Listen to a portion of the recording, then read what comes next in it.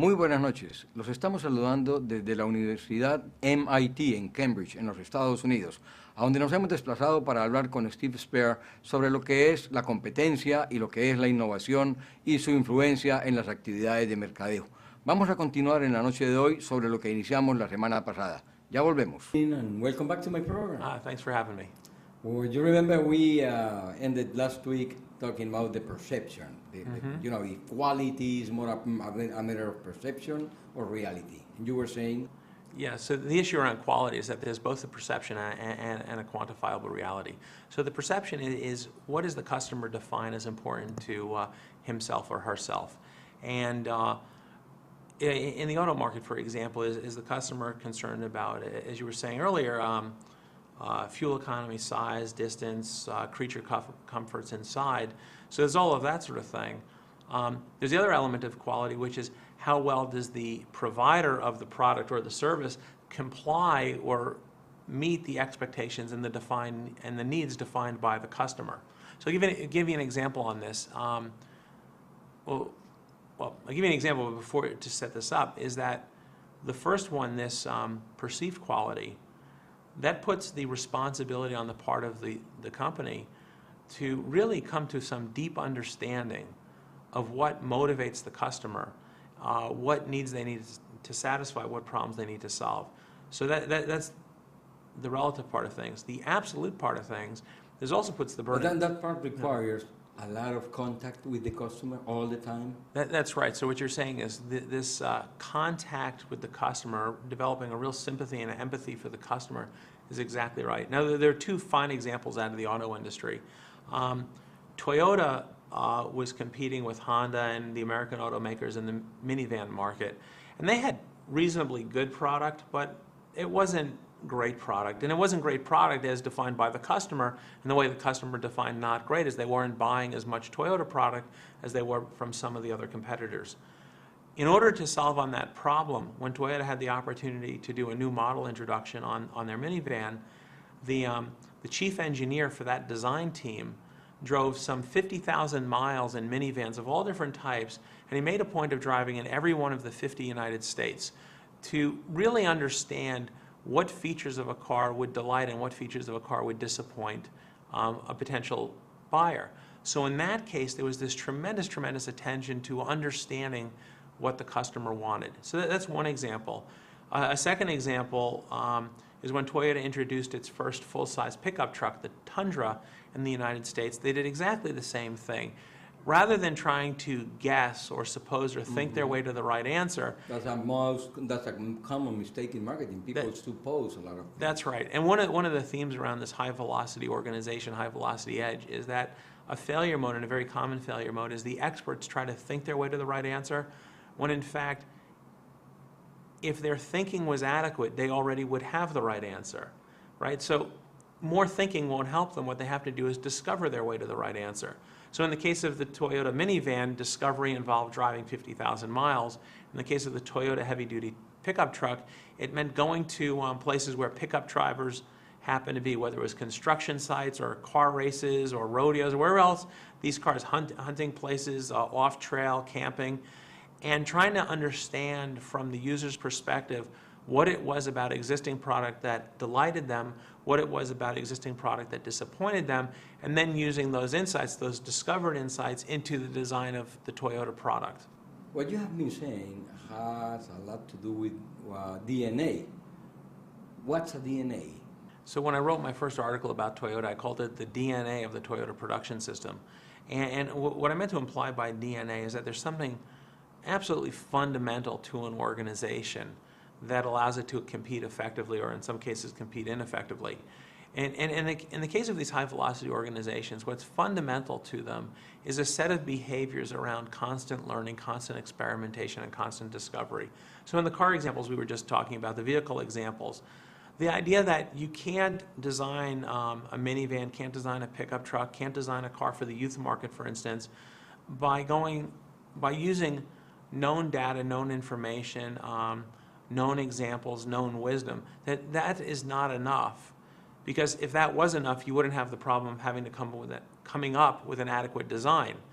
And so the DNA, the fundamental behavior for these high-velocity organizations is the relentlessness of discovery, the relentlessness of experimentation, the relentlessness of inquiry.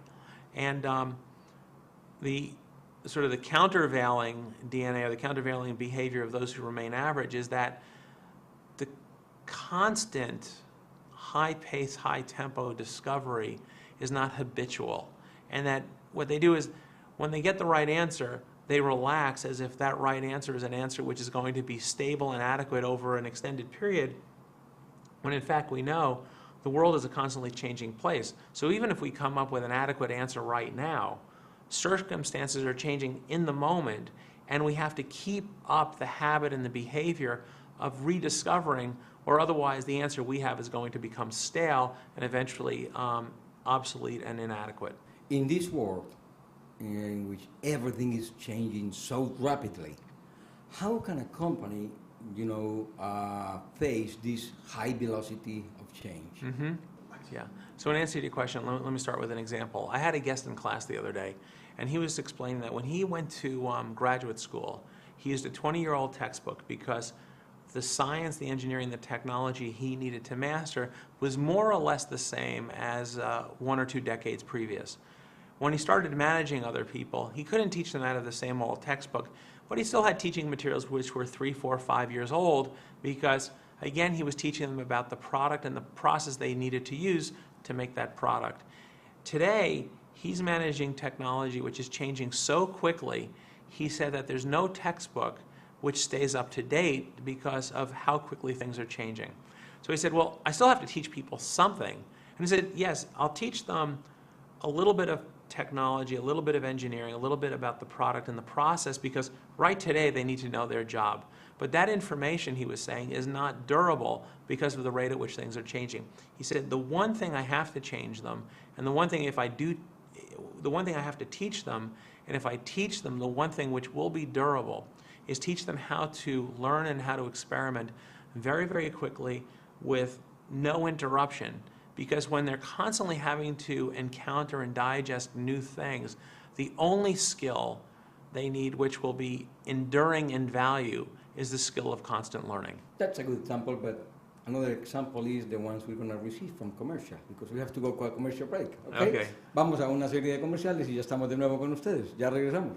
Who do you think is changing faster, the customer or the companies that are offering goods and services? Yeah, so the question of who's changing faster, companies or customers, I think as customers, our expectation for improvement and innovation has, our expectations that improvement and innovation will get faster and faster and faster.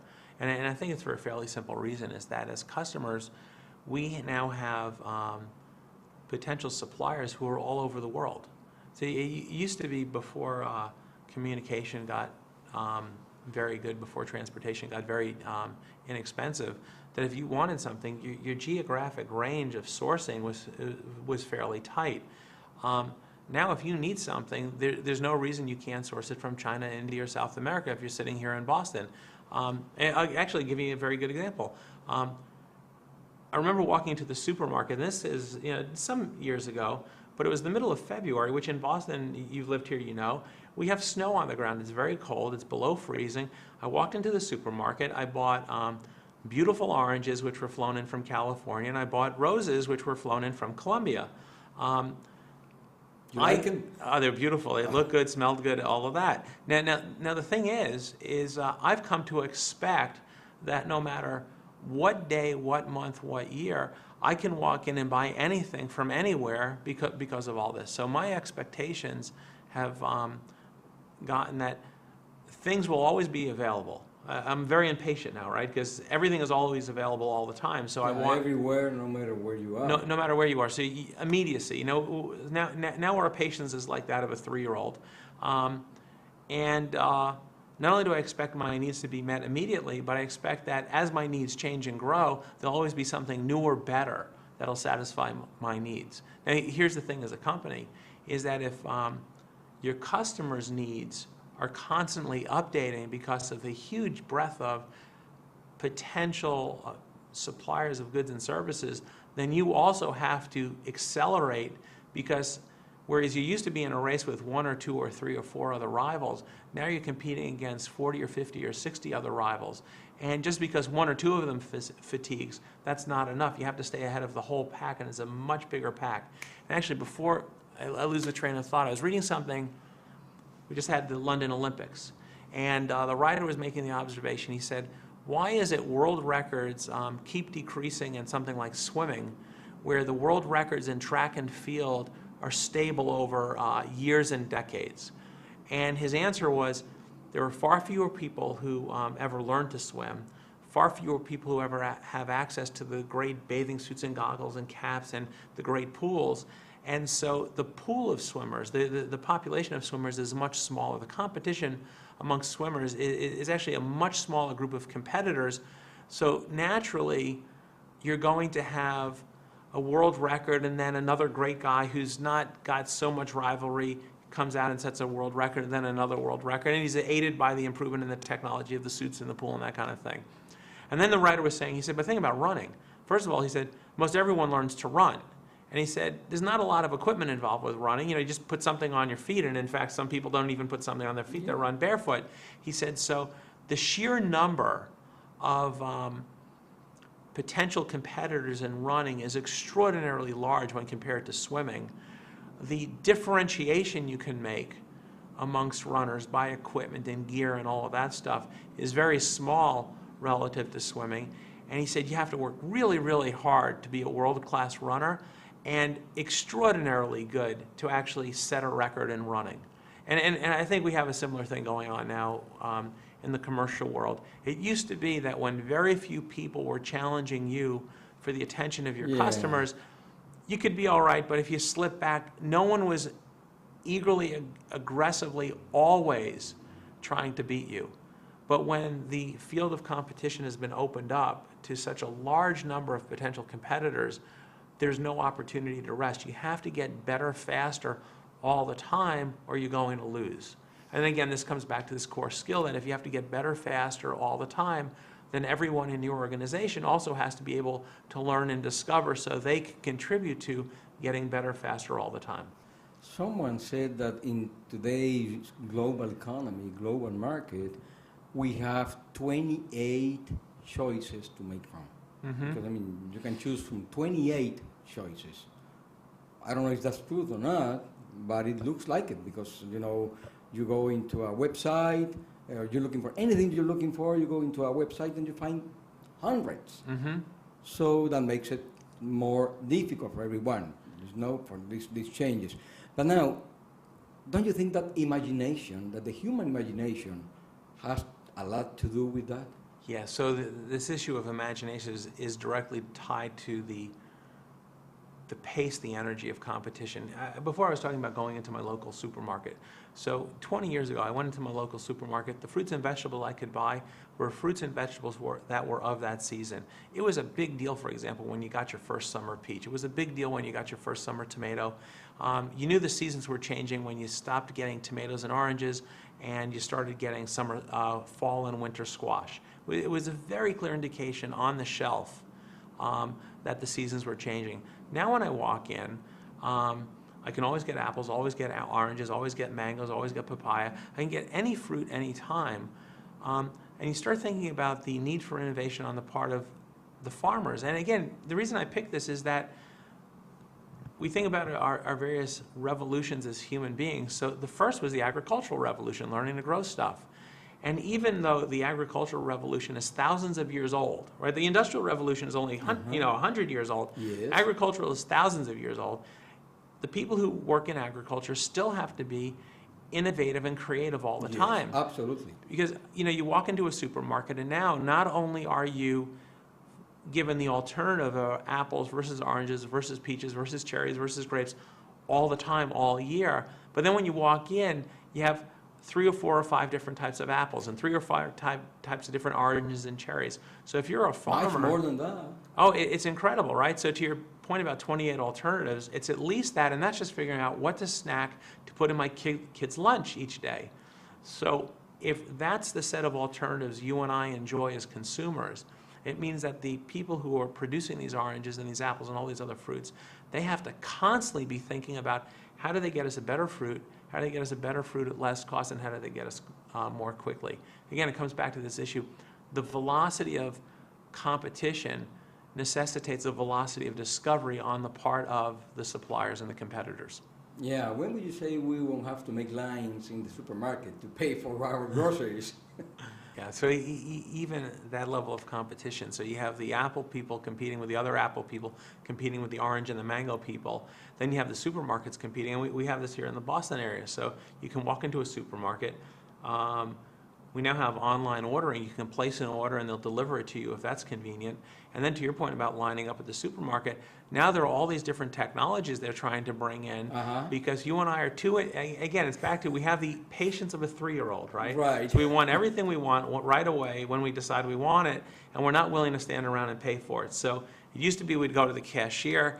That we felt was too slow. So someone invented the self-scanning. So if we only had a few things we could get out now, and my supermarket is now testing an idea where I think with your cell phone, you can scan the things you're putting in your basket. So when you get to the cashier, it's already added up and you just have to pay. And paid for, yeah. And paid for. So you just walk right out. Yeah, so again, there's a lot of innovation, a lot of improvement, a lot of discovery.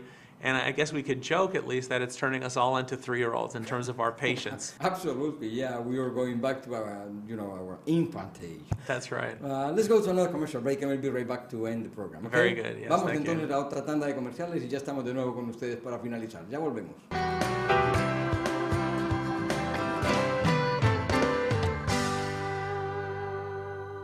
Don't you think that technology has a lot to do with this innovation, continuous innovation, and all that's happening in the world now? Yeah, so the role technology plays in innovation is, I think, twofold, both a pull and also an enabler. So on the pull side, of course, is that the ability for you and I to know what's available not only across the street but down the road in another town means that the intensity of the competition speeds up. But there's another part which technology lets us do things in terms of collaborative generation of solutions which we simply couldn't do before.